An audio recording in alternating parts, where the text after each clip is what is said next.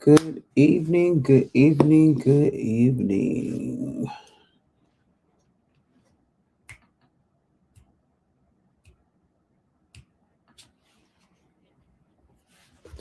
You can't hear the music in my head, so I'm going to find some music for us as we are waiting for others to come on.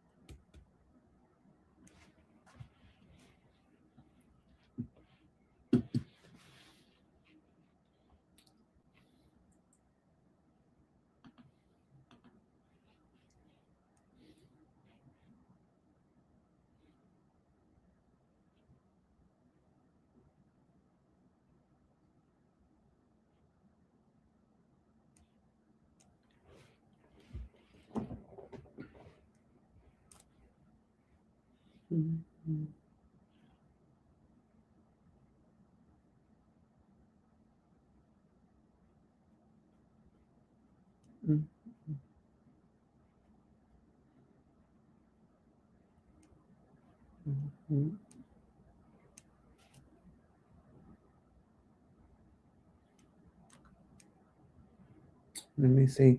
If you are on either of my lives, can you please send me a message, a heart, or something just to let me know that you're there? Sometimes it lets me know when you are on, and sometimes it does not.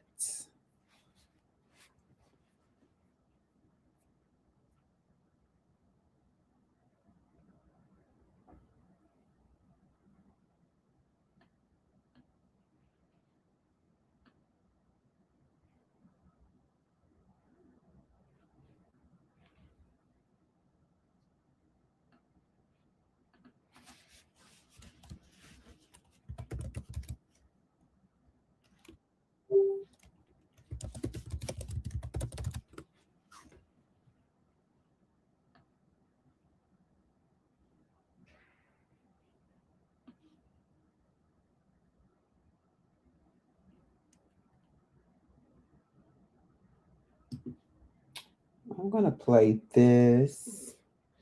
Um, let's see.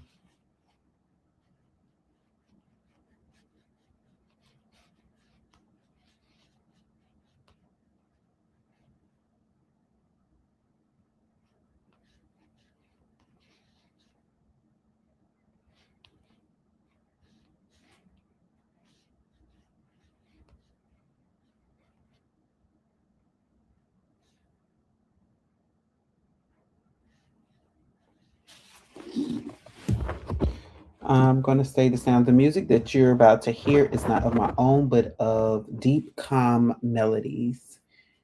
Deep Calm Melodies on YouTube. It might play a I want to commercial. play.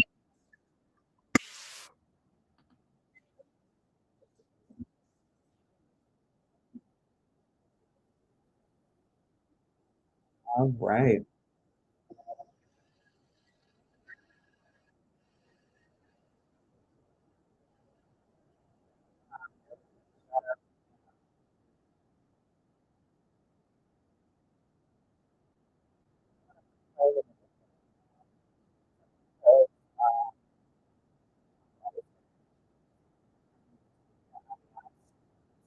space, right?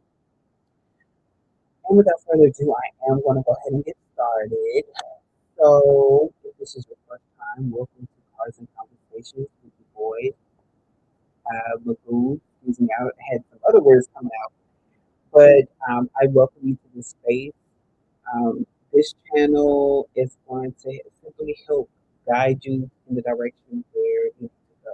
So, whether it's going to be popping your head, making you laugh, making you dance, this is what I am here to do. And the biggest thing about that is that we were going to dive into the music tonight. There's been several times during our previous shows, and I'm saying our because if you've been following the channel for a while, you would know that there were, um, it was two of us, but my co-host has stepped down. And, but one of the things that me and the co-host shared, because she's my bestie, is that we love music. We love the attraction of it all. There were times when we could just bust out a song too, but music always brings us together. So tonight's topic is centered around uh, the music. I was about to say and the mystic. I don't know why I want to keep saying that. That's been coming in my mind over the last hour and a half now. So maybe someone is going to watch, um, and you're going to identify with that, the music and the mystic. But it's definitely diving into the mystical side and the spiritual side of music. It's undeniable that it's there, no matter what you believe in. There has been this link between music and spirituality, and that's what we're going to dive into tonight. So again, if this is your first time joining, welcome. I welcome you in this space. I've already cleared out the energy, so I'm really ready to dive in. And I cannot wait to see what comes out. And I say that because for my first time viewers, I never know how spirit is going to use me. I've always said that I'm just a tool or an instrument for spirit to use as spirit pleases, and that still holds. Um, some days I may use cards, some days I may not. Some days I would have had a dream about something, and then it's just me there to interpret dreams, which we might have a night where I have dream interpretation. So be looking for that to come soon. But the main point is that whatever the message that spirit needs to get to you, it will come to you. It will get to you. And I'm just the I'm the messenger, I'm the tool, I'm the instrument. So with no further ado, let's get to the conversation. So as I was thinking about the message and of music and how it ties into spirituality, my mind instantly or first started going back into what people was calling the devil music. So I do have some notes on that. So, at one point, jazz was considered the devil's music. Um, Jazz and blues, I should say, because at that time you had a lot of hymns, right? If you ever look into an old hymn book, you will see that some of those songs were written in the early 1800s, early 1700s. Sometimes you may even find some in the late 1600s, and they have printed them, and they're like, "This is the standard for the world. Anything outside of this is not of God," right? Obviously, things have changed, and now we have different genres, but it's still the same. There are still a lot of people who believe that modern day music is from the devil and will not listen to it. It's too worldly, as they say. But the thing about it is that there are messages from spirit in different types of music. Um, I'm going to get into something a little bit later. I'm not going to share it now, but it has something to do with messaging and music for sure. And then, of course, as we get to I would even say 70s, but you really started to see it. I know, not the 70s, but the 60s. But I know for a fact that I'm as an 80s baby. I remember a time where rock and roll and heavy metal was just absolutely no. That was a no. That was absolutely the devil's music. Because why are you screaming? Why are you yelling? And let's just be clear. There were in some of the artists, there were some racy lyrics that had people on edge during that time. So we're not going to act like that didn't exist during this time period. But there was some very racy lyrics. There was racy lyrics in with the blues era too, and we'll kind of get into that. Especially if you knew who Ma Rainey is. Come on, Ma Rainey was no angel.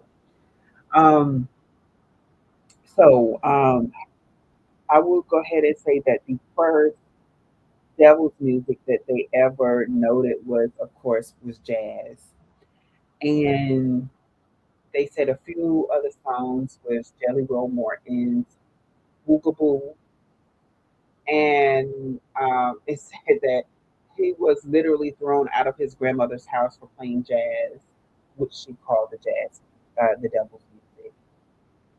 So anything with saxophones and syncopated rhythms were viewed as scandalous.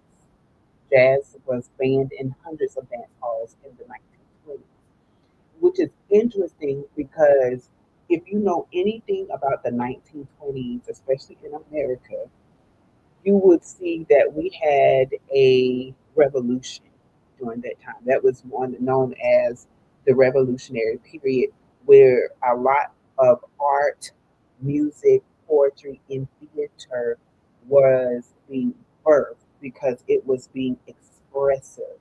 So when you think of the jazz during that time being expressive music, and it's different. It's a different sound. It's a new era, and people do not like change. I'm going to say that again. People do not like change, and when people do not like change, guess what happens? Then everything about the music now becomes demonic. If it's not found in a religious standpoint, it is demonic. And it's not just in Christian culture either. It's if it's something out of the way, it is demonic. Do not share those things. Um, I guess I can kind of get into this, but even I just most recently saw something. I can't remember if it was on YouTube or Instagram, where there were people who don't even practice yoga. They realize they think that yoga is demonic as well. So, and yoga doesn't even have lyrics. It's just music like this and breath work. And then, of course, the different movements of yoga, right? There's nothing demonic about it. It's all relaxing. It's relaxing music that helps the body to relax. So now I'm going to get into the next. The next form, of course, was the blues. And they said that there were certain things like Robert Johnson with the Crossroad Blues. It is the most iconic Devil's music song, and Johnson Smith says he sold his soul at a crossroad for guitar mastery. And there's so many people that talks about that, which is why there's if you look at the history of the Crossroads oils that people sell, they tell you some of them will share the story, and it's when you leave the crossroads, it's kind of like you leave something behind to pick up something new, so that it doesn't cross you, right? So that you're not being crossed. And then I know that there's like the crossing oil that helps you get that, but it's like at the crossroads, it's kind of like where people will say, "This is where you leave your burdens down," right? And you leave it there. There was even I went to a, I guess you would say a conference, right? And the guy was talking about that, and he said, a lot of people when they do these spells and things, they tend to bury them in their yard, and then he said like that's the wrong thing to do. You leave it at a crossroad where like typically it has no attachment to you because you're gonna otherwise you're gonna keep that energy. When you leave the energy at the crossroad, it can't go anywhere else. It's kind of like it's stuck. It's laid on the cross. Okay. And then, of course, there was the Delta Blues standards. Blues was condemned for themes of hardship, sensuality, and rebellion clashing with religious norms. So, again, it goes back to the religious norms of those times. And, it was jazz was kind of more, what can be a little bit up tempo, depending on how you viewed it. But that blue was down in the swampy waters. Those blues was dragging down in hefty waters. You know, it was this long drawl. But the funny thing about it is that a lot of blues kind of mirrored the songs found in the church or found in Christianity, found in religious spaces. In fact, it's like all of the music kind of like spun off of each other. And it amazes me how people become so, I would say, simple minded. Because if you think about the history of music, like first, like let's go into the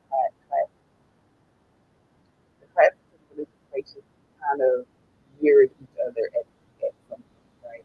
There was this, it sounded like heaven, and there were certain chords that you do not strike, you don't play, and that is kind of where blues happened. Some of those chords were found in blues. And of course, the blues lead you to what? Rock and roll and heavy metal. Because in rock and roll, that's when you really hear those chords. And that's mainly because of the guitar. And then you also have to think back. I wish I took a music history course, so I'm going back to my notes on that. But even if you think about music history, you also have to think back. There were certain instruments that had not been. So when as instruments were being made, and as there was an evolution of instruments, because let's remember, the guitar is a string instrument. It's always had strings, right? And it's just developed over time. They got bigger. Some got, more advanced. Like think of that. Think back to how we go from the piccolo to the flute to clarinet and saxophone. I don't even want to mention like the tuba, the trumpet. Just think about how those instruments are made and what they look like. So with the evolution of the instrument, you get the evolution of music and what was happening during those times. So of course you get the evolution of music history and the sounds that they would make. So with rock and roll, you get the introduction of the electronic guitar that had never been there. The guitar was a wooden instrument, and so now that we're talking about an electronic instrument being used with traditional woods, and I'm not even going to act like I know what today's drums are made of, which I did not forget drumming, so I'm going to that later. They make different sounds. And so when you went from and it's all strings and that was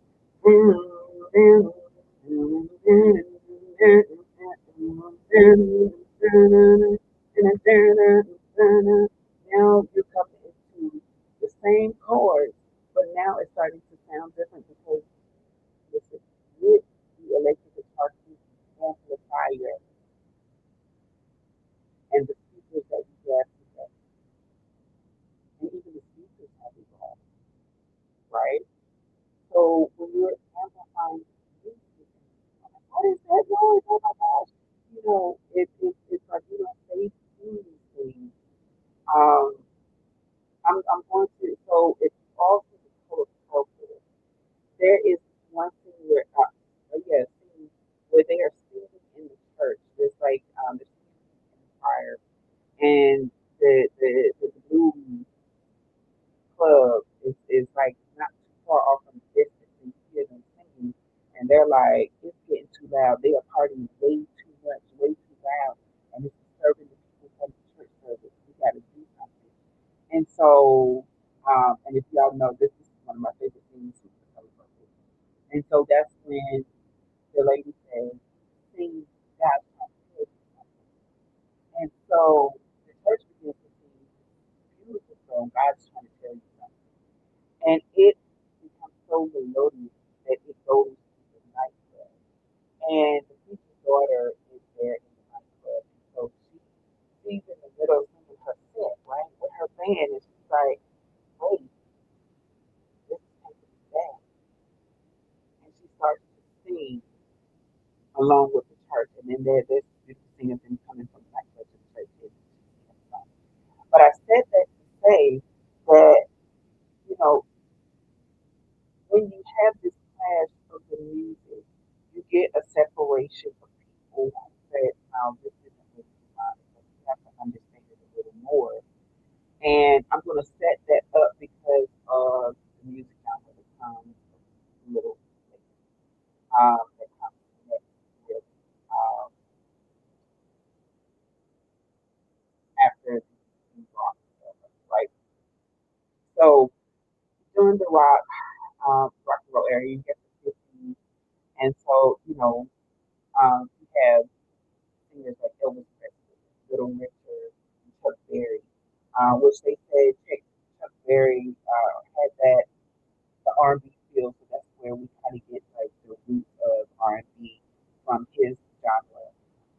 But these guys were known as like really a lot of people liked them, but a lot more people said no, their music is not for us. Ironically, these guys grew up in the church. Ironically, these guys would later have Christian based songs using the same instrument, but because they had Christian based lyrics, they were now okay to do this. And it comes along with the lyrics, especially when you have like the upbeat songs, like the blues and even the fast paced jazz songs, they didn't really listen to the music, the lyrics, right? They had just heard the music and said, oh no, I don't hear that, right? And just think about how there are certain blues and jazz songs that there are no lyrics. It's just the music. You can even find certain rock songs the same way. It's just the music. So it just depends on the chord. And I'm gonna talk about heavy metal and then I'm gonna say what I want to say. So just know it has something to do with the chords and spirituality. Yeah, spirituality.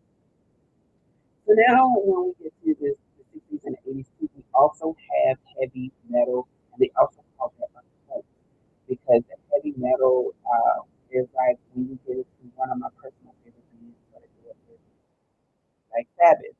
I did listen to Black Sabbath. I did listen to I do remember the Rolling Stones. And so when I talk to a lot of people and they ask me what kind of music that I listened to growing up, I said, hey, I grew up with rock and roll. I'm a both of my parents, um, well, my dad was a minister, my mom is still a minister. And so it was of course I was raised in the church, but as a young kid, I remember the early days of MTV, and I just remember how the different music is always wrong, and it was this listen to these music, look at the wild hairstyles, because that's when really even during the jazz days when you start to see the change of how people dress too, especially if it was provocative. And during those days, most of the people were covered up, especially the women. But when the women start wearing items with oh, you're going, oh my gosh, you're being too worldly, you're being too flashy, you're showing the parts that's supposed to be hidden. But again, remember, these are the expressive times. So when you get to heavy metal and you have Ozzy Osbourne making that, and he has a live show and he's fighting off a pitcher's head, what is this man on? And you also have to think about during this time there was a lot of heavy drug. Um, and I'm inserting that in there because um, I mean, really, drugs are still around. How many artists do we know have drinking and drug problems, right? And that's because they're dealing with something on the inside. But their music is so beautiful, and sometimes they need to be on the edge to get it out. That's why music is so expressive, right? And so, um, some of the songs that were known, like Black Sabbath. Uh, and when you think about the word Sabbath, Sabbath is a word used in the Jewish and the Christian cultures to signify Christ. And so when you're talking about Black Sabbath, now like it's like attack, right? Led Zeppelin, Stairway to Heaven is there. Then you have Rolling Stone, Sympathy for the Devil, like come on. And I'm even going to insert Madonna's, like a prayer. And although she was like the late 80s as well, she's still a part of that, and she was a heavy metal, but it was like provocative things. And let's even talk about Prince while we're here, right? When we talk about Prince and how flashy he dressed, right? Um, it was risque. You had all of this going on in the 80s, right? The 80s into the 90s. And this is where I'm going to talk about the music and spirituality because when you're listening to the chords, when you're looking at the dress of the people, and then of course some of it, not all of it, but some of it was influenced by drugs. There is this spiritual connection to it because what drugs do is it opens you up to be able to be infused with somebody. So if somebody was um, worshiping an entity, that entity now has to use their body to create. And so that's when you start to get into a lot of the devil worship tracks and records at the time because it was records. I remember when there was a discussion about if you um, while the record is still playing, if you were to reverse it, how you would get messages, right? And some people were recording it to be that way. Depending on how they record it, you could sometimes hear a message. Um, oh gosh, I'm forgetting his name right now. Um, Marilyn Manson. Oh my gosh, some of his early work, uh, beautiful genius, but a lot of people were scared of him. I mean, the man had his face covered in white. He had the contacts, and that was, and that's like the 80s, early 90s. People started wearing contacts again. Fashion culture is changing. Um, Black makeup, painting of the fingernails, all of that was known as being demonic. Don't forget, like I haven't even got into like the grunge areas, right? The grunge and the gothic look is around these times as well, and so many people um, had that as the sulking look, the sullen look, um, melancholy type of music. You even had that too in the early, I'm going to say 1450s. 1800s. It's called Baroque music. That's basically what it was. It's solemn music. And then it's like now it's the return of this type of music, but now it's more up. Now it has the introduction, well, not the introduction, but it has the electric guitar, it has the drums, it has the bass. You have all these things, and so now it's just looks different. And then amongst all of these, you have R&B. Really, there's still talks on R&B and rap because they are so racy. Because and it goes that goes down to the lyrics. And so when you start talking about lyrics, the message and the messages that you will hear from the church is that be careful with be careful of what you're putting in your ear gate. And that is true. That goes for anything. Because when you start having songs talking about suicide and people start professing this out their mouth, they're saying spells that they don't even know. And that is why there is like this spiritual connection to music because you don't know of the spells. You don't know if someone has spells. So people are wrong. So I'm going to say that people are not totally wrong. But at the same time, people were doing witch hunts with music. And when you do witch hunts with music, everybody gets it. You don't know who is safe to listen to, who's just best to just listen to one certain type of music and be fine. And so, oh, and there is another point here. Some of the music was targeted because of rebellion, and that deals a lot with rap and rock and roll. Those were the two that were talked about the most for causing disturbances. I remember when NWA was on the news. I remember that, and I because it was like so unheard of. Like the of all the wars that was happening during that time, we're talking about a set of music. My one of my favorite all time rappers has and will always be Tupac. And a lot of people, when I say that, a lot of people are like, you listen to Tupac? Yes, I did. Because his music actually said a message. And of course, all the latest music always will cater to the young crowd, to the children, right, the younger people of that time, because of the messaging.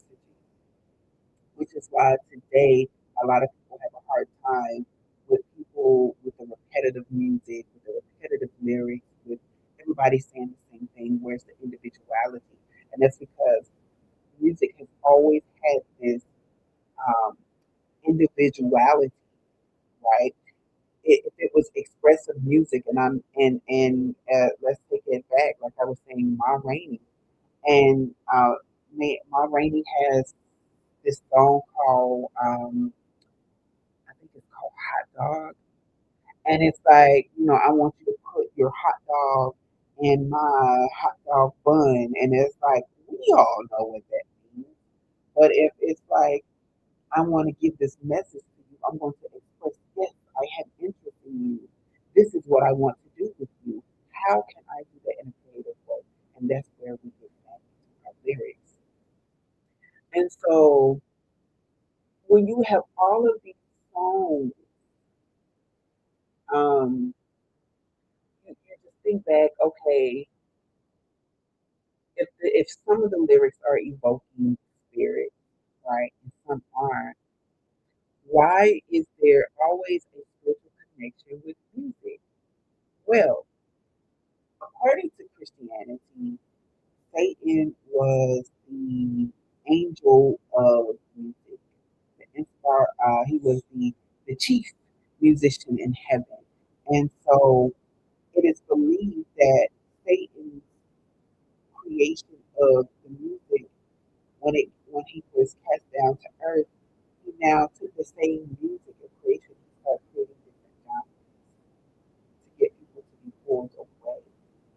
And I bring that up because also in the, I would say, early 90s, if you follow Christianity and Christian or gospel based music, right? Because gospel was also a subset of the blues as well, um, and like the call and response, right? Um, with gospel, there was a certain sound, and with the organs, and so it brought in like this lighter music. But then in comes this guy named Kirk Franklin, who was using hip hop music and gospel music to reach out to the younger generation because he understood in order to capture the younger people, we need to be creating music with the sound that they're being used to, that they're being exposed to. And I even remember how a lot of people did not want to listen to his music at first, basically shunned. However, it was groundbreaking because he was able to do that mix, and a lot of people were able to see like the effects of it, and so a lot more people started incorporating different sounds into gospel and Christian music, which is why we have Christian rock and gospel rap, right? It was because of him, and he wasn't the only one. Like, of course, I cannot mention or not mention the Clark sisters. Clark sisters were also another group that introduced kind of like R&B, right, into the music, but they did it like, right. They're like, we're not gonna do too much. We're gonna do a little something just to get you bouncing, but hey, it's for the Lord. But then it's like with Kirk Franklin, he was it was different. It was, I'm not going to incorporate the traditional sounds. We're just going to go full fledged rap artistry for Christ. Not all of his songs are like that, but it was definitely interesting to see. Oh gosh, if you were an 80s baby, we had some of the best music. We saw the different sounds. Starting to think about that now as I talk. So I did look up how what songs were associated with ghost spirits or haunting presence. There's the Blue Oyster Cult, Don't Fear the Reaper. There's Eagles, Hotel California. There's The Doors, the Ghost Song, Stevie Nicks, Ghost. I love Stevie Nicks. Stevie Nicks sound, oh my gosh, I love her sound. I love her music. It's her sultry voice. And so many people have associated her with like witchery. So there's even television shows that would feature Stevie Nicks because of her sound. And you can't deny that the sound isn't there, but that's because we have placed um, certain chords to be ghostly, ghouly, right? Um, and so, oh, and then there's Opeth, Ghost of Perdition. And then when you look at songs interpreted as spiritual journey or afterlife invocation, there's Queen, Bohemian Rhapsody, one of my favorites, Led Zeppelin, Stairway to Heaven, and then Santana, Supernatural. Um, Especially like, and it goes back to those chords. There are certain chords that if you were to meditate to them, you will get a reaction out of them. You will start to feel something on, in the words of the good actress, of it, you start to feel something on the inside part. I know this because, again, so as someone who was raised in a Christian home, both with the preachers, right? I was raised in the church, and so I felt the music then. And then as a teen, I would listen to rock and roll. I mean, I told you I was listening to rock and roll even as a kid. But when I got into my middle school era and definitely high school era, there was a point of time where I didn't have anybody to talk to. So I would listen to rock and roll and it would just take me to another level. But at the time, I didn't realize how connected to spirit I was. So maybe that had something to do with it. But I will say that music has always carried me, has always influenced my spiritual side in some type of way, not in a negative way, but it was always a release. And because of that, I started to write. First, it was I thought they were just going to be journal writings, right? But I started to notice that there was a flow to the way that I wrote, so I began to write poetry. And from there, my poetry became musical lyrics. So, yes, I am a songwriter, naturally gifted.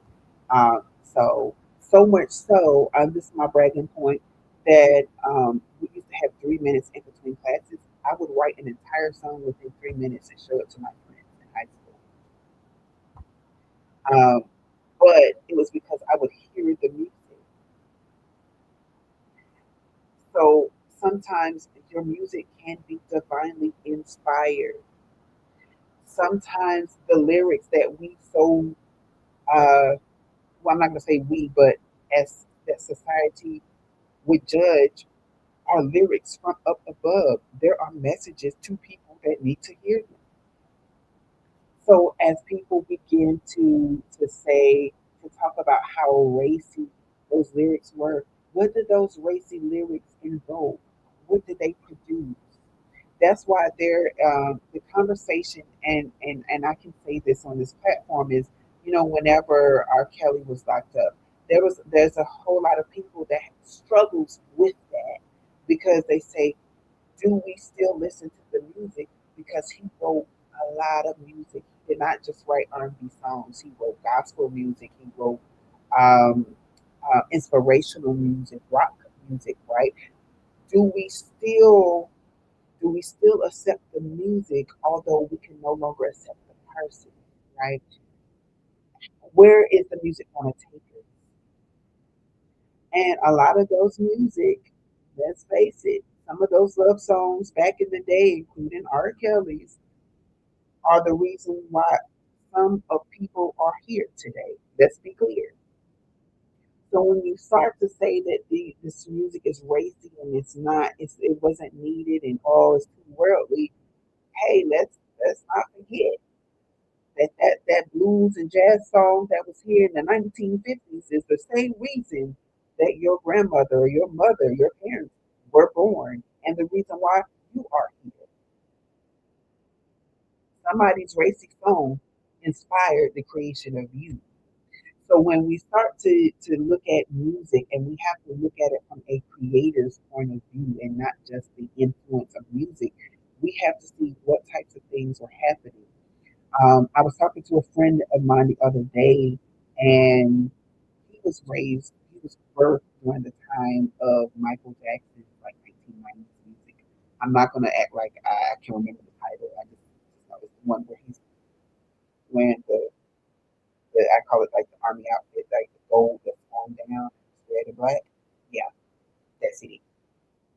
So the thing about it is, I said, yeah, Michael Jackson had a catalog, and he always had messages.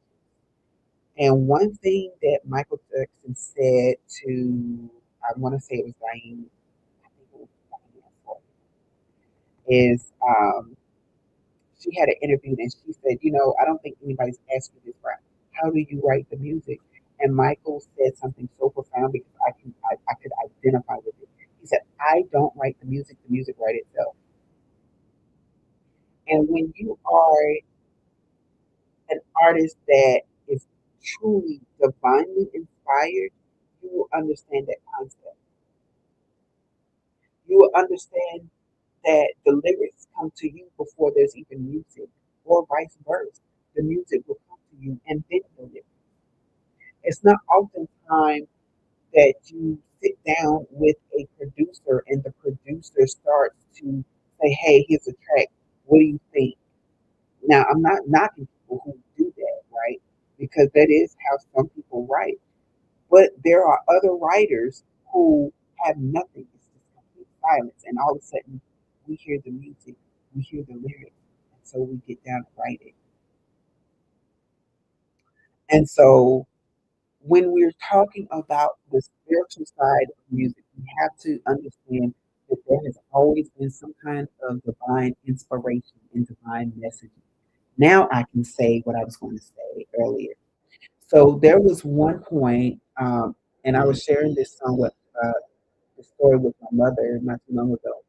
There was a time when I was in a gospel choir. I remember preaching it, and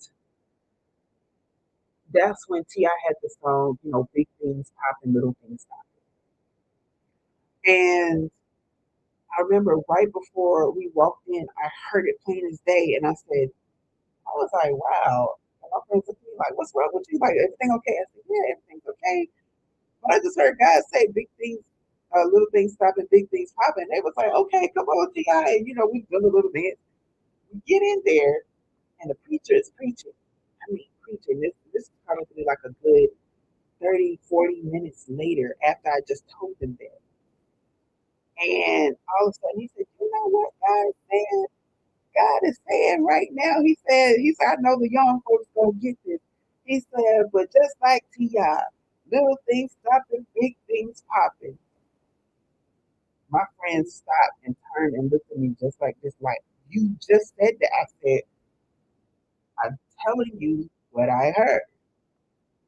And so it's like when you have lyrics that mirrors what spirit is trying to convey to you, it is important to know that that includes all type of music, no matter the genre, no matter who sings it. There is some sort of message in the music for you. And let's think, there's going to be a whole generation of people who don't know the story behind R. Kelly and will one day pick up or go on YouTube, and all of a sudden one of his songs is going to come across, and they're going to bring back, hey, Grandma, do you remember that was this song during your day? And or Grandpa, I like this song. Like, what did y'all do when this was playing? They're going to be in movies. I'm sure that there's songs that we're listening to that were banned centuries ago, years ago, and we're listening to them now in our mainstream um, entertainment world, right? So so when we talk about the music, we must also go back to the root. And one of the first instruments is the drum. And I said earlier, I'm going to get to the drum. And I say that because as somebody who has a lot of indigenous roots, and I do mean a lot of indigenous roots, um, I mean from the Americas, from the Caribbean. I have pinpointed where my family is from in Africa, or at least my dad's side, right? These are all nations that had drumming, some sorts of drumming. And you cannot deny, I don't know if you've ever been to a powwow, but there is this, um, when you are a dancer, and I am a dancer, there has been times when I would dance and I would get so lost in the music. My friends would look at me and say, it looked like you went to another place. And I said, I did. There were times in my youth where I would go to a school-based party, a school-sponsored party event, and get so lost in the music that I would have done some kind of dance move, and people would ask me, "Hey, how did you do that?" And I'm like, "I can't even tell you what I just did. I was that lost in the music." And because in tribal music, in indigenous music, the drumming takes you to a place. Even for those who practice they will tell you, and some forms of voodoo, they will tell you that drumming, certain sounds, certain beats, invoke the spirit that they're calling upon. The same thing is with church. There's certain keys that the keyboardist will play or that the pianist will play, and baby, those chords will bring that out of you. But it was so powerful that I'm not going to say that it was scary. It was scary to certain people. That they start calling the drumming demonic.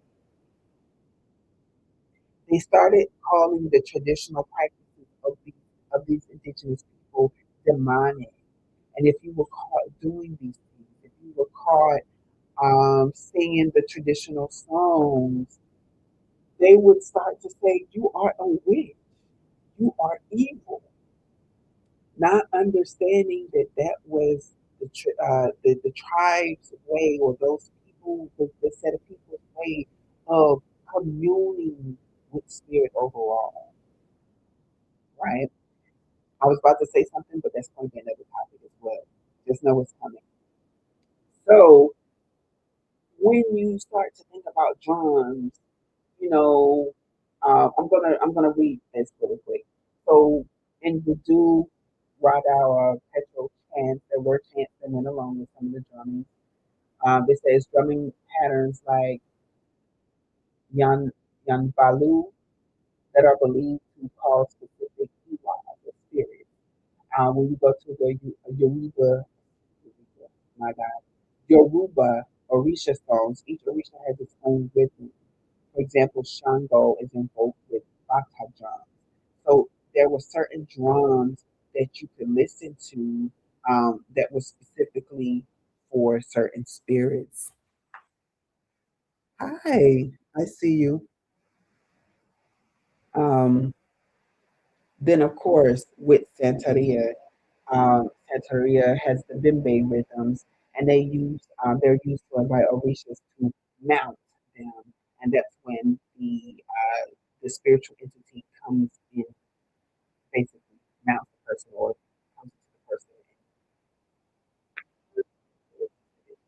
And there's the not summoning spirits directly, but used to raise energy for spell work. So a lot of people will say that this is preparing. This is sort of like praise and worship used into to the church. They will set the atmosphere, so to speak, to get them done. Then there's the when it comes to other indigenous practices, like there's the Lakota ghost dance songs, and it was intended to connect with ancestors and bring then there's the Navajo that's used to invite protective spirits, and the Inuit throat song rituals. Some are believed to mimic spirits or natural forces. Um, and that's like certain movements. Like how many times I know, like you've seen on the internet, like somebody do a hand movement. Like when you're dancing, you just kind of move. But I could be going like this with my hands, and somebody will freeze frame it and say, "Oh, look, he's calling a satanic, he's devil worshiper. He's calling Satan. Look at the hand sign." And like that's when we start to get into the witch hunt with the songs. Ayahuasca. Even with ayahuasca, I've actually gone to an ayahuasca ceremony, drumming.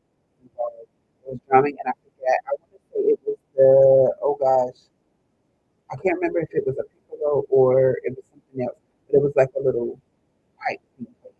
And it sort of had like a recorder sound, but it wasn't. It was made out of wood and it was shorter.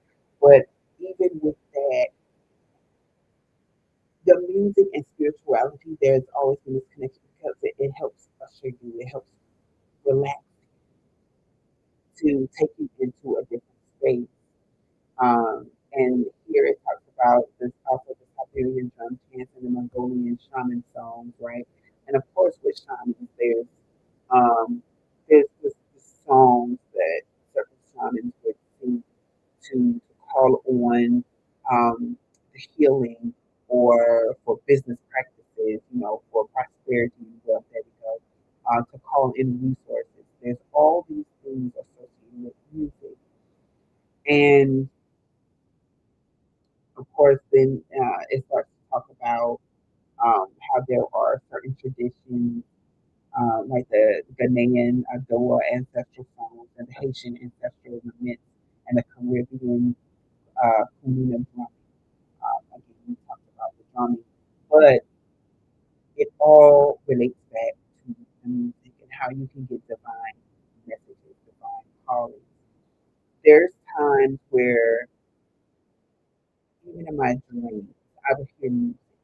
I would dream of musical notes, and then I'll go back and I'm like, hey, can I write this? And they're like, no, So I'm like, okay. Because they're so angelic. Uh, if you go to YouTube, like there's so many different chords. They talk about the hertz, right? How the different hertz and the bowls, how they help start recording you. My friend Ashley that comes on sometimes. There was a day when we were talking, and she starts playing her bowl, and it pierced my soul. And I said, "Don't stop, please do not stop." And I said, "I just need to hear this some more." And she kept playing. And finally, once I was released, I was able to say, "Okay, like you can finish," because sometimes spirit will use music to kind of clear out your chakra spaces, clear out negative energies, and put something inside of you. And so it's very important to understand that the music is not always there to to for your enjoyment. I mean, it's pleasant to listen to music, especially with lyrics. But think back on everything is not like a rap battle. That's what I want to say. Or you know how at one point we had the verses going on, and it was like the different artists was versing each other, song for song, lyric for lyric, right? It's not like that. It never was intended to be that. Music has always been a way for spirit to invoke liberation in people. And as I state this, I didn't say this earlier because I was saying it for this moment. But think back to how the slaves used to communicate messages during slavery. It was through song, right? It was through like the most famous was follow the drinking gourd, right? They were talking about what we now call the Big Dipper. If you follow that, it will lead you north. It will lead you to freedom. Um, and some of the songs of the 60s, I'm not gonna let them oh Lord, now I can't think. But anyway, it was the chorus was I'm not gonna let them make turn me around, turn me around, turn me around. I'm not gonna let them people turn me around. And it's like, it's like I'm gonna keep on the marching, keep on the moving, all the way to freedom, man. I don't know how this is called that, but that's the spirit. So those songs were always uplifting. There's always messages in the songs, in the music. And so when we start to realize this, we can now understand that it is not the artist that we're going for. It's not important to just have one favorite artist. And maybe that's why I like so many different types of music, right? Because I listen to everything. And I think it's because it's always been another artist is going to give you something that somebody else can. It's sort of like how people listen to preachers or spiritualists or shamans or tarot readers. You get something from this person, but you can also get another message from this person, and you take what applies to you at that time. Um, about 2 weeks ago, no, not even 2 weeks ago, it was last week. I was having a conversation with a lady here, and I said, the first time I heard you sing, I was like, who is this lady? Like, she just effortlessly blew me away. And I said, it reminded me of the time when I was introduced to Evanescence. I would love to get, I always did workouts in my living room. And I was doing workouts at the time, and so I was like, oh, I'm tired. And I'm like, oh, tired. And I'm laying back like this. And I heard her voice, and it was, how can you see into my eyes like open road? And I said, who is this woman? Where did you come from? I am following you now. Like I took my phone and instantly began to follow evidence. And I have been following them ever since. And it's because some singers have just have that touch of spirit in their vocal cords. And Amy Lee, if you watch this, if you get a hold of this, bam, You have a touch of divine essence in your vocal cord. And it when it called me, I was like, wow. So I began to listen to the music and listen to other songs. And it I couldn't relate to all of the songs, but many of the songs I could. But it was something about the chords in her vocals that took me to another place. And that's how some people are for me. That's how I listen to different artists. Or why? Because some of them have the vocal structure that take me there, which is why I listen to a lot of rock and roll. Because a lot of their voices were transcendent and weren't like the normal. I don't know why I want to say speakeasy voices, but I'll say speakeasy voices. The same for Kelly Rowland. The way she sang or sings, I should say, mirrors how some rappers rap. And I always thought that was amazing. And I said, wow, like she sings like rappers rap. And it was so fast. In fact, I related her vocals to Twister, the rapper. I was like, just like Twister raps. That's how Kelly Rowland sang. And so she was like one of my favorite Destiny Child singers because of that. Um, then Macy Gray, the raspiness of her voice, right? It's so unique. And when you have people that have unique voices and they're making music, it's like it's hard to miss. It's hard to miss. I have an aunt that my mom loves to hear her sing because of the melodies that come out of her vocal cords. And I have a lot of singers in my family, right? Or on that side of my family. But it's just something about the way she sings that everybody can relate to. Everybody wants her to sing. And I think it's amazing, right? But it's because there is this divine connection to music. And some people are just naturally gifted to carry the divine messages. Some people were naturally gifted to write the divine messages or play the divine messages, right?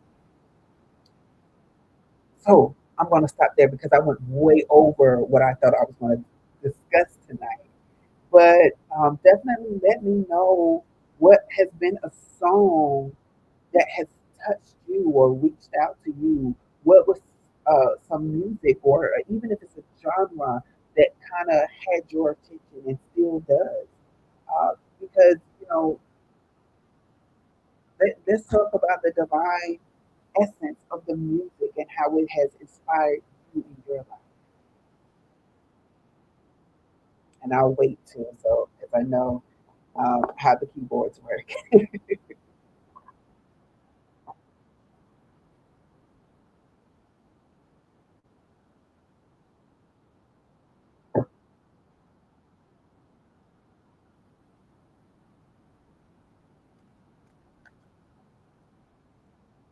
And I am pulling my cards too.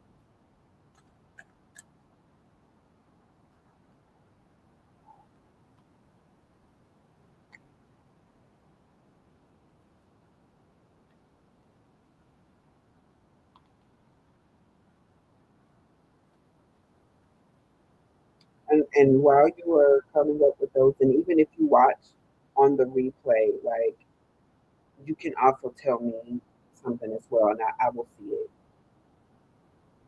Yeah. So I have a Soraya says I like everything, and exactly.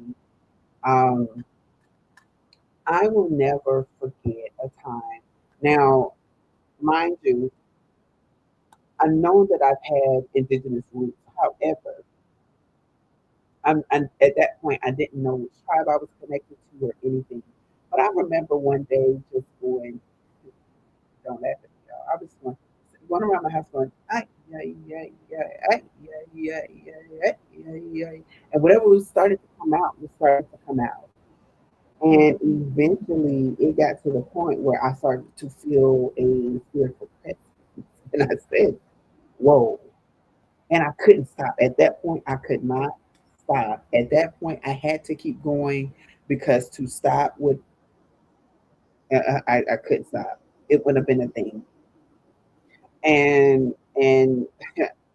it shocked me because up until then I had never experienced such a thing.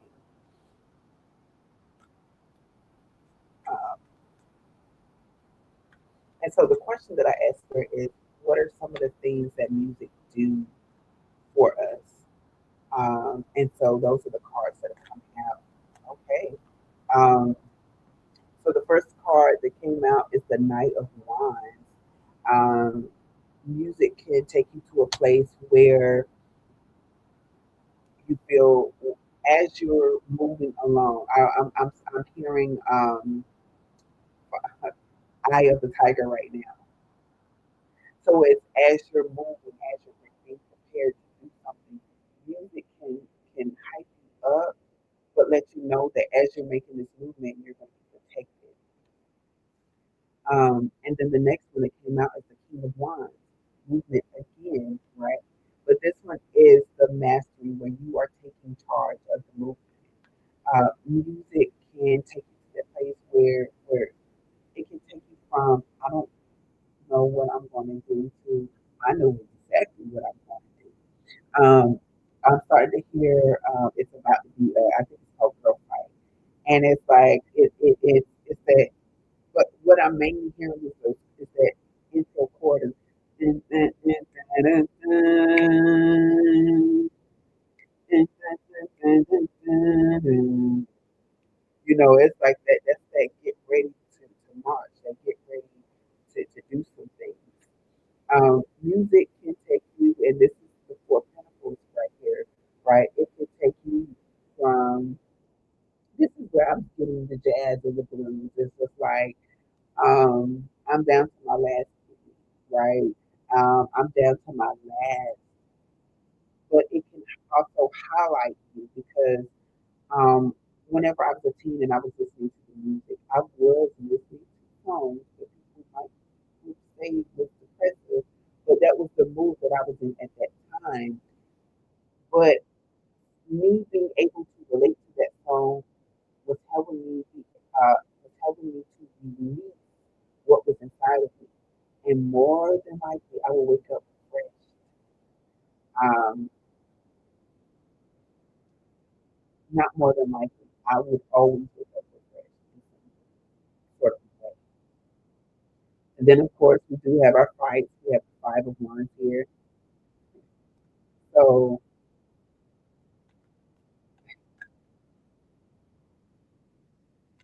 Spirit said, of course, all of the cards can relate to all of the cards with the music, so to go deeper. So um, go deeper. Spirit, what is the message that you want us to know as we're going deeper? Okay, okay. I have the Ten of Swords here, but it is music can also liberate you. Music can take you out of what you believe to be is your frozen mode. Music, sometimes even if you don't know the beat, if you can find a good lyric, that good lyric can become a spell for you or a prayer, however you want to address it, and help you come out of whatever it is that you're going through. Then we also have the Ace of Swords here. And Spirit is also saying that it can also bring you to, yeah. So for those on YouTube, Soraya had just said, I just realized I don't seek out music because it sets me free. I try to avoid it after I get that feeling of understanding. Yeah. Like, and I mean, and that could be it. Like some people are afraid of liberation because um, when you get to that free state of mind, it goes beyond our social norms, as we discussed earlier. It goes beyond our safety net. Our safety net is the thing that confines us to a certain space and time and era. But music is freedom. And I've often said on this channel and during this hour, know, spirituality is all about being free. If you think about a spirit, let's not even, I'll even break it down to being a ghost. Think about Casper. When Casper realized he was a ghost, what did Casper realize he could do? Casper realized he could fly, he could make himself appear in front of people, or he could disappear. He could fly through things. He wasn't being confined to certain spaces, right? Now, there are certain times when a ghostly person can be confined, and that's because it's been a spell has been cast. But for the most part, ghosts are they are liberated to a certain extent, right? And when you're talking about freedom, true freedom, true freedom is you're liberated from your mind, you're liberated from your heart, you're liberated from your soul, and ultimately you are liberated in your physical self. And when you get to that point, you basically get to the point of being untouchable. And I say that because when people try to throw their best sword at you, what happens is that you say, not today. I don't have time. I'm not going to waste time and energy on the stones that you throw at me. Oh, not today. I'm focused on what's in front of me, and what's in front of me is a beautiful canvas, and I'm just going to paint it now. You really are this time. You go into heavy meditation. You can say, oh, I'm only going to meditate for 30 minutes. Well, it's really something to do with the timing of your meditation. It's going to go from 30 minutes and it could go for 2 hours. And I remember a time where I was praying and meditating, and I put some hot dogs on the stove. And y'all know hot dogs don't take that long to boil. Well, when I don't know, I still to this day can't tell you why I decided I was going to pray and meditate as I just put on hot dogs in the pot. When I came to, not only were the hot dogs not scorched, the hot dogs looked like they were had just begun to boil, and it was 2 hours later from when I started. 2 hours. So it's like timing for spirit in the spiritual realm is so different that it can extend and change the atmosphere around you to conform to what spirit wants you to get out of that time. That was one of the things that scared me the most because I said, wow. And for that one, I didn't use music. But there are times when I do pray or meditate with music because it ushered me to that other place. Spirit wanted me to see the bottom of the deck. It's the Two of Cups, but it's in reverse. And Spirit is telling me that this could be a warning, right? Music could warn you. You could say, Spirit, how many times have we said, Spirit, is this person the one for me? And then next thing the song comes on, and we just stop into the song, not even realizing that Spirit has sent us a message. And that's another reason I listen to music. Because, if there's a question that I need all the time, Spirit will give it to me. There are times when I'm in conversations with people and somebody will say something, and all of a sudden I will hear something. And I'm like, wow, I just heard this Spirit, or I heard this message. Um, okay. Spirit is also showing me the Six of Cups. This is in reverse, but it's Spirit is saying like there are times where people will forget something that they've lost, and music and while they're in this space, when you play music can remind you like, hey, remember that time we did, and it takes you back to this era in your life. It takes you back to a happy place. So it's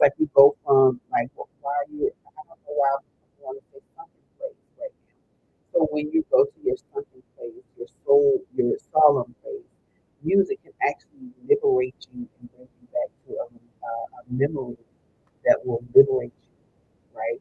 And how many times has Spirit told people or asked people to go back to your childhood so you can feel childhood movies? Oftentimes, music is a way to do that. There is a last message here. I'm going to put this last part. So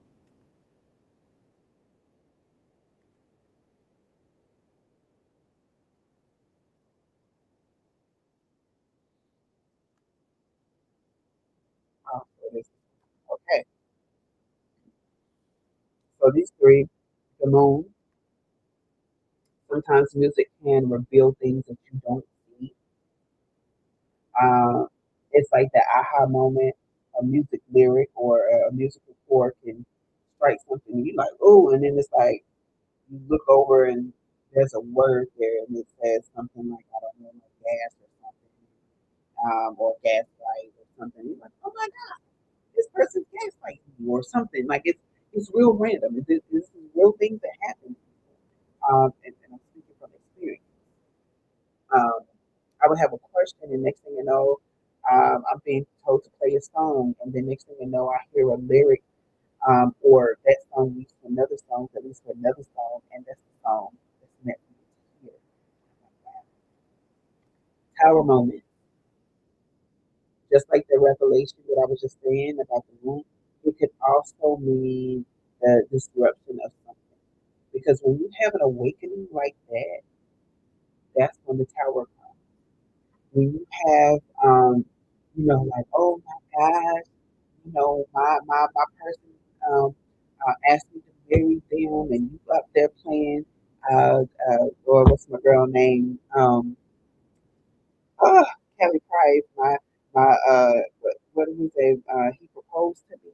You over that era, and Spirit's been trying to show you the red flag this whole entire time, and then all of a sudden, um, somebody says something, you like, no, that ain't it. That ain't it. Because you trying to miss another red flag. And then Heartbreak Hotel comes on. It's like, okay, now I know you're not going to miss this. The same woman that you're saying my husband, he proposed to me, is now in Heartbreak Hotel. What are you going to catch it? And then it's like, okay, that's a tower moment for you. I'm breaking off the wedding. I'm seeing the red flags that I didn't see before, and I'm not going to deal with it. I actually just had a friend to go through something with her. I need to check that out. And then last is the King of Cups. Music will help you get to your happy place. It will remind you that you are the master of your happiness. Even if you want to change the atmosphere around you, it depends on the music that you play. That's why they say if you sometimes when you're depressed, although you're in that space, sometimes it's best to listen to happy music to get you out of the funk. Um, and then there's people like me. I can listen. I have to listen to the song of music to let it, so I can pour whatever I'm feeling into that music. So when the song starts to play, it takes away, right? So knowing how music affects you is a good way to understand how to play music and when to play music for you to get that divine message that spirit would like you to have. Are there any questions?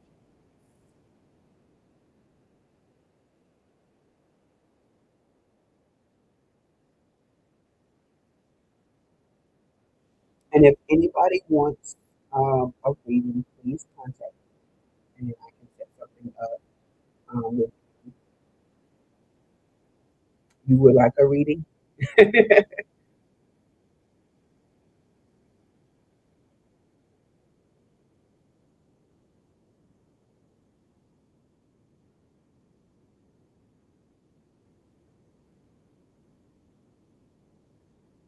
are you asking me? I'm just clarifying.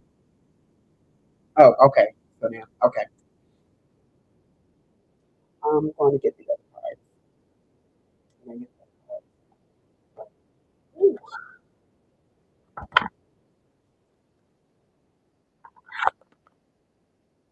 all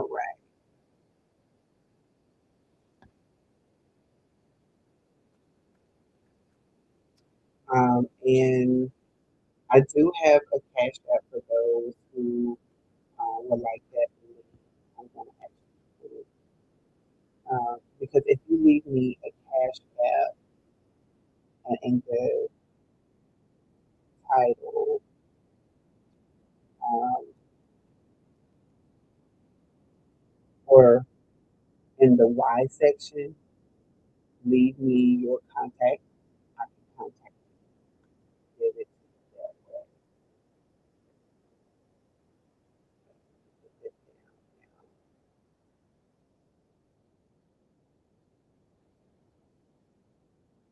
And again, if you do not have those methods, like if you don't use Cash App, but you use something else, you can contact me um, via Instagram, private messages,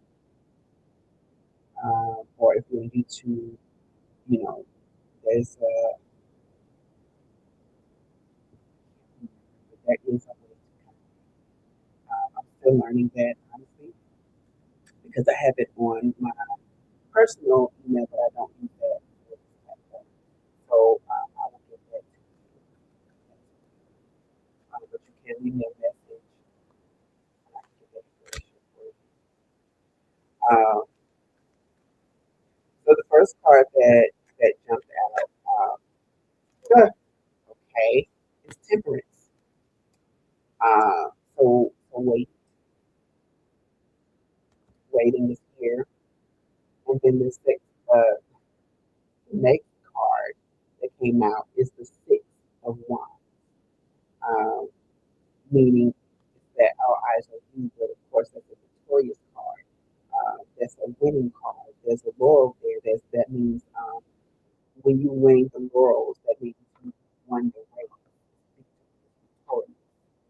Um, so it's almost like wait for and there's a divine waiting here for you.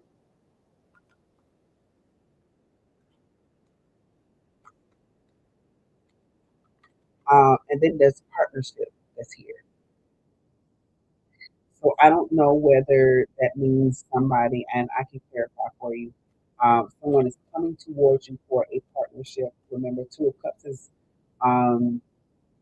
we often associate it with love, but sometimes it's not the love. It could be a business deal. It could be somebody just coming to you. Right?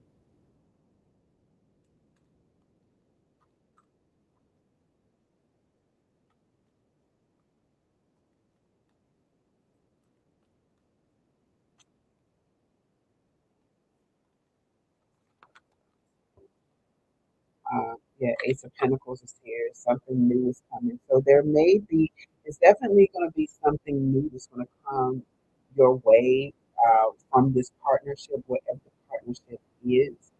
Um, and this card, I was trying not to pull this card, but this card fell out anyway. And this is a magician card, so it's like you're bringing in something. So not only will this partnership bring in something new, you're calling in something new, and there's something new that's going to be brought forth to you. I keep hearing the word proposal, and I don't know what that means for you. Like, granted, you know what I know, but I keep hearing the word proposal. Um, let me get another card. Give me another card to go with this one. Okay, so basically, Spirit is saying you don't have to worry about your pentacles because we have the Nine of Swords here along with the Page of Pentacles. You don't have to worry about money that's coming in. You don't have to worry about the money that's coming in.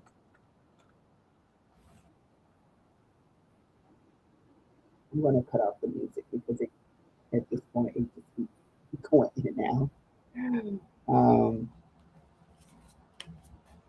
So there is it's Spirit is definitely saying you don't have to worry about money that's coming. It's like the money is going to continue to come. Um, Without seeing it, I'm seeing the tower. I mean, without pulling it, I'm seeing the tower card. So I wouldn't be surprised if it does come later. We have the Three of Cups here, celebration.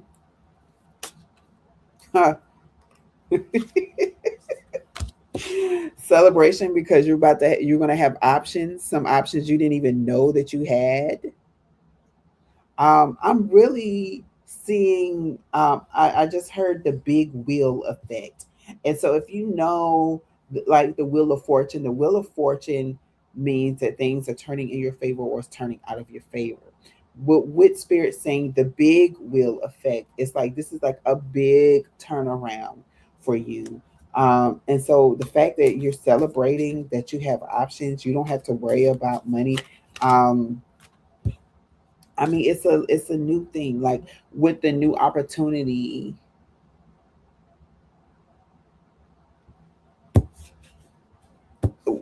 we don't know how the opportunity is going to present itself. Um, Spirit, give me another card to go with this because the Nine of Wands came, which lets me know it's that protective. Um, it's like a ease protective. It's like standing on guard is what I'm getting. Um,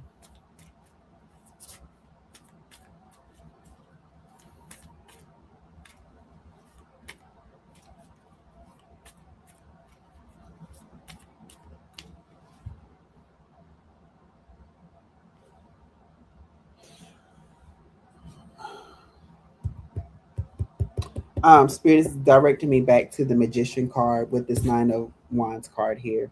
So it's like protective energy, but it's like carry on, carry on about your day as normal is what I just heard because you're manifesting. Um, you have no problems manifesting. Let me put it that way, and it's like there's going to be such an ease, like I'm going to go ahead and pull for that partnership because I want to know understand more about this partnership for sure for you. Okay, two cards, just three cards immediately just fell out, so we're going to take it. So yeah, we have the Sun card. I can't really show it because it's, yeah, but Sun card is here.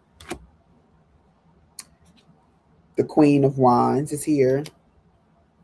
And then we have the Knight of Swords, but it's in reverse. So it's this Two of Cups is like a partnership that's going to highlight everything for you so that the Queen of Wands, remember the Queen is intuitive with her movement. She moves based off of intuition. She doesn't just move just to move. And so her movement is going to be based off of intuition because it's going to be basically highlighted for her. It's almost as spirit is like, say you're in a dark room and you're like, no, it's like the game of Marco Polo. That's how spirit is giving to me. It's like you blindfolded and they say Marco Polo, and so you're hearing it, so you're listening to the sound to take you where you need to go. That's how spirit is giving it to me.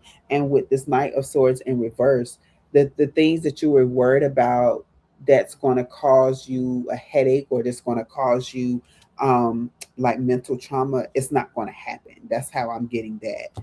Um, it's not. So this partnership is sort of like, oh, okay, thank you, Spirit. Spirit is saying the partnership is with me. You don't have to worry about anything with me.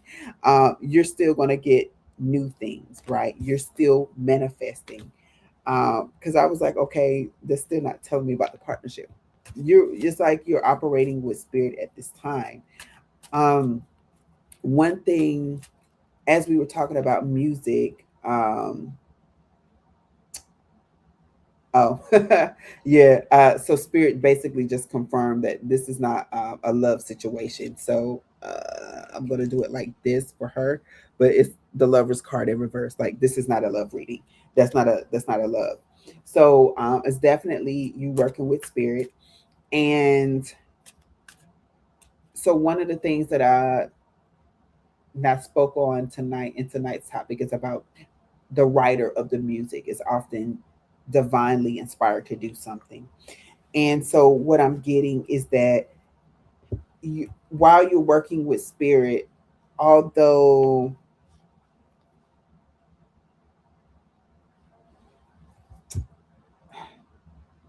it goes with the saying, the things are not happening to us, it's happening for us.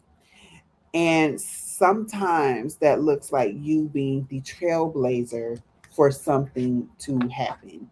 Um, think about Ruby Bridges when she went to the school, when she was the first student at her school as a young Black girl, not even a woman, not even a teenager, but a young Black girl integrating school, and she had to do it alone. She didn't understand the magnitude of why she was going through that and what she would face through that, but it ended up being something so significant that it's in history books.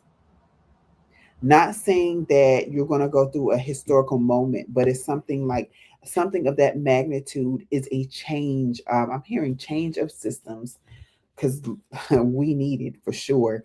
Um, and a change of system. So it could be whatever, there's a system that was trying to uphold itself. You're the catalyst, you're the sword to break through it.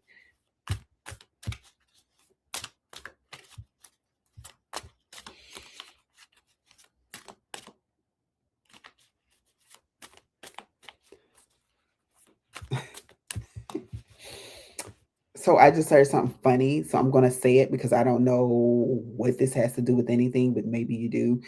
But Spirit said it's just like eating meatball subs with cheese. I don't know if you're eating a sub, a meatball sub with cheese, or if somebody else is watching it, um, questioning whether or not this is true, because that happens sometimes. I don't blame you, but it's I just heard it. It's as simple as meatball subs and cheese.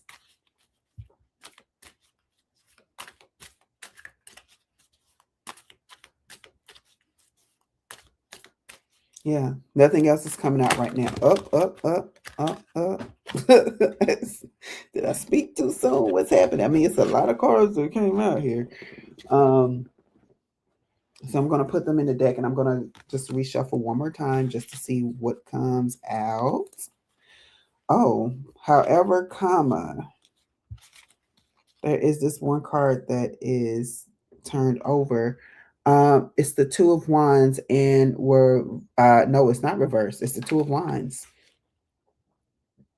You make the decision on how to move. It's like, tell spirit how you want to move, and spirit's like, I'm going to move. It's like, I'm going to move on your behalf. It's like a prayer. um One thing that people often forget about prayer is that you're sending, for some people, petitions, some people it's questions, and some people it's a request. um like a request as in, hey, I need this, you know type of request. And spirit is like, when you put it out there, then I meet you where you are, and then I move on the well wish, right? um the manifestation, whatever you want to happen, whatever the outcome is, that's how spirit moves. So it's like you make the decision though on how to move.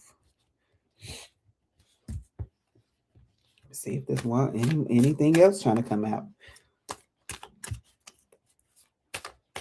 That was a lot of cards. It was like at least 6 or 7 cards that fell out. That was the only card that was face down from the rest.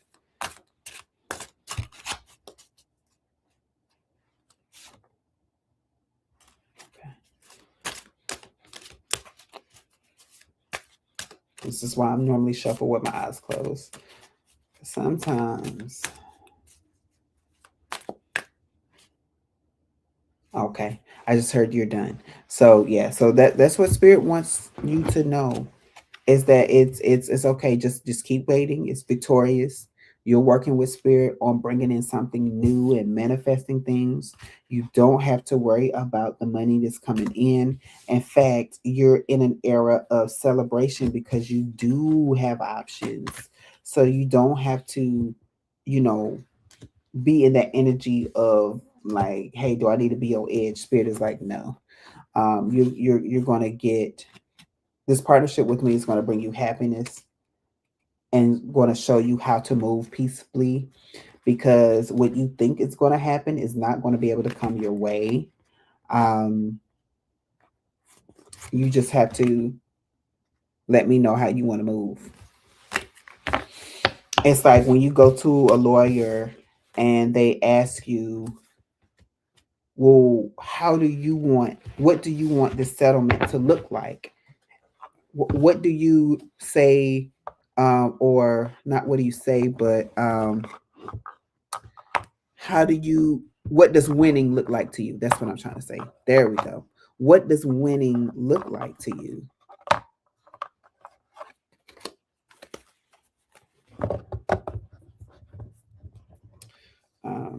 So yeah, thoughts.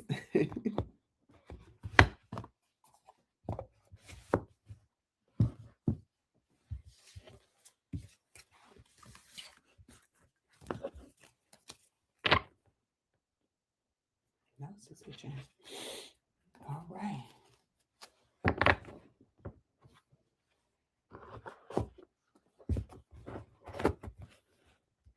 Oh, okay.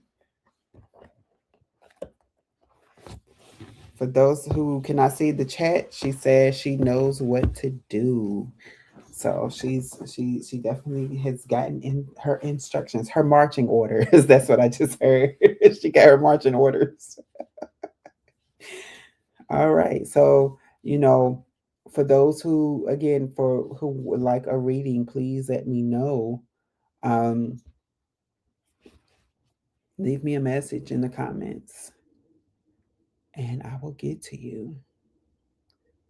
But thank you all for tuning in. I'm not going to hold you up any longer, because this has been a very wonderful um, show for me. I have thoroughly enjoyed. I love all things music. So I was happy to share this with everyone tonight. But you all, come back to see us. Um, and I am going to say us because there will be a time where I have other people on. But definitely come back to see me, for cards and conversation. And I look forward to hearing from you soon. Good night.